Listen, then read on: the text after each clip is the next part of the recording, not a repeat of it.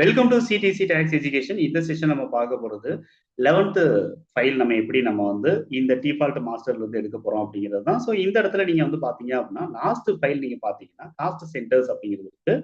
Cost centre அப்படிங்கிறது என்ன அப்படின்னு சொல்லிட்டு பாத்தீங்க அப்படின்னா சிம்பிளா வந்து இது ஒரு அடிஷனல் ஃபீச்சர் அப்படின்னு தான் நம்ம வந்து பாக்குறோம்.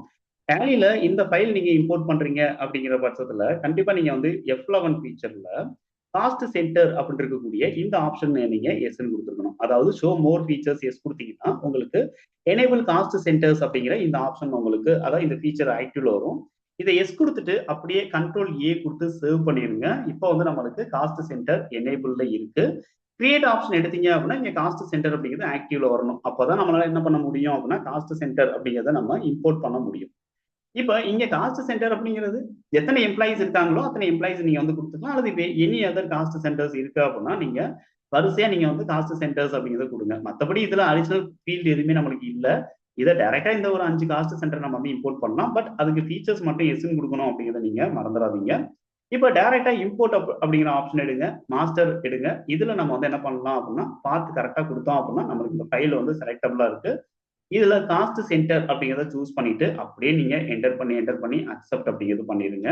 இப்போ நம்மளுக்கு 5 காஸ்ட் சென்டர் அப்படிங்கிறது இம்போர்ட் பண்றதுக்கு ரெடியா இருக்கு. டைரக்டா இம்போர்ட் கொடுங்க. கண்டிப்பா எந்த ஒரு எரரும் இல்லாம இம்போர்ட் பண்றதுக்கு வாய்ப்புகள் இருக்கு. அதர்வைஸ் இப்ப நம்மளுக்கு இங்க பாத்தீங்க அப்படின்னா எரர் அப்படிங்கிறது வந்திருக்கு. ஸோ இந்த எரர் என்னவா இருக்கும் அப்படின்னு பாக்குறதுக்கு எக்ஸப்ஷன்ஸ் அப்படிங்கிறது எடுங்க.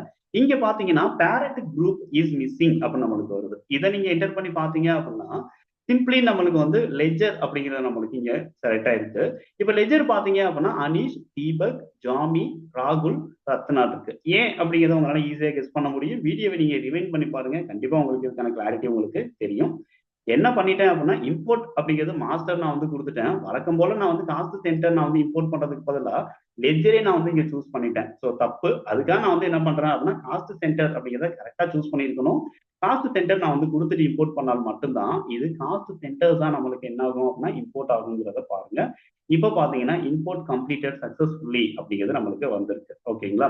கரெக்டா பண்ணிட்டோம் அப்படின்னா மகிழ்ச்சி, தப்பா பண்ணிட்டோம் அப்படின்னா மிக்க மகிழ்ச்சி அப்படிங்கிற மாதிரி தான். எதுக்காக அப்படின்னா நம்ம தப்பு பண்ணியிருக்கோம் அப்படிங்கிற பட்சத்துல என்ன மிஸ்டேக் பண்ணியிருக்க வாய்ப்பு இருக்கு அப்படிங்கிறத நம்மளால ஈஸியா அண்டர்ஸ்டாண்ட் பண்ண முடியும். இப்போ இங்க பாத்தீங்கன்னா அப்ப நம்மளுக்கு இருக்கு தட் இஸ் எக்ஸம்ஷன்ஸ் அப்படிங்கிறது தான்.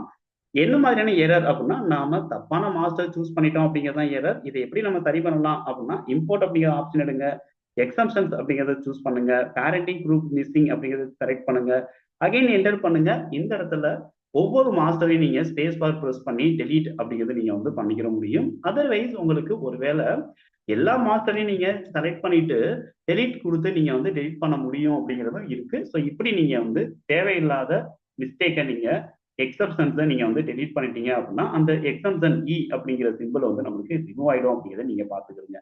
ஸோ நம்ம மாஸ்டர் இம்போர்ட் பண்ணும்போது லெஜர் நம்ம இம்போர்ட் பண்ணல, நம்ம காஸ்ட் சென்டர் தான் அப்படிங்கிறத கரெக்டாக நம்ம சூஸ் பண்ணணும் அப்படிங்கிறது தான் இந்த இடத்துல நம்ம கற்றுக்கிட்ட ஒரு புது விஷயம் அப்படிங்கிறதும், அல்லது அந்த எக்ஸம்ஷன்ஸை எப்படி நம்ம டெலீட் பண்ணணும் அப்படிங்கிறதையும் நம்ம வந்து தெரிஞ்சுக்கிட்டோம்.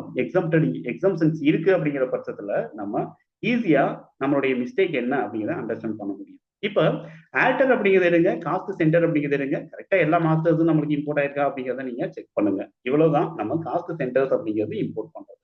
காஸ்ட் சென்டர் சம்பந்தமா உங்களுக்கு ஏதாவது டவுட் இருந்துச்சு அப்படின்னா கூட கேளுங்க. அல்லது அப்படின்னா என்ன சார் அதோட யூசேஜ் என்ன சார் அந்த ஃபீச்சர்ல அப்படின்னு உங்களுக்கு கிளாரிட்டி தேவைப்படுது அப்படின்னா கண்டிப்பா கால் பண்ணுங்க. உங்களுக்கு சின்னதா ஒரு கிளாரிபிகேஷன் அப்படிங்கிறத நான் தரேன். அடுத்த இன்ஃபர்மேஷன் நீங்க பாருங்க.